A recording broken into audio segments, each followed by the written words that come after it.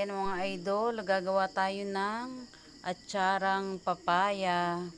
Yan, binalatan at niyad-yad. Ngayon, ariga, inapigaan naman. Yan, ganyan po ang proseso. Yan, oh. Tapos, ari na po yung pigang-piga. Dapat wala na po talagang tubig. Yan, kailangan ay dry na dry. Yan, dry na siya. Mga ingredients, bawang, luya, carrots, bell pepper. Yan, ari po yung pang-design char. See you later. Later. Yan, dry na siya, dry. Para masipsip niya yung suka at hindi mapanis. Para tumagal ng 1 year. Tagal 1 year ang ating atsara. Pwede naman talaga 1 year.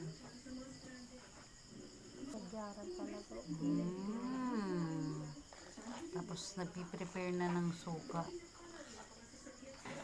Tapos, ari po, niluluto na ang suka at saka asukal.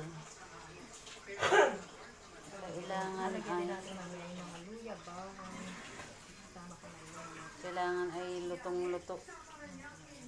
Kulong-kulo. Yan ang ating isusauce or sarsa sa ating papaya. Yan.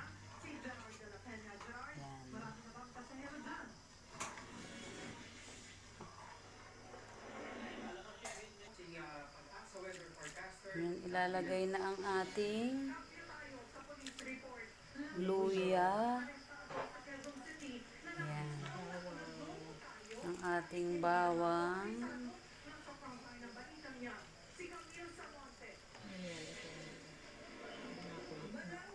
Yan, mamaya na po ang ating carrots at bell pepper. Lutuin lang natin ito.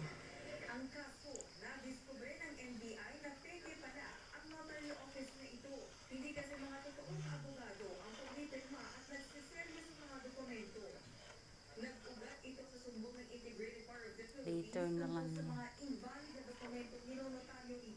Labing siyam ang naaresto ng NBI habang nakumpiskali ang mga ginagamit nila sa pagnonotaryo.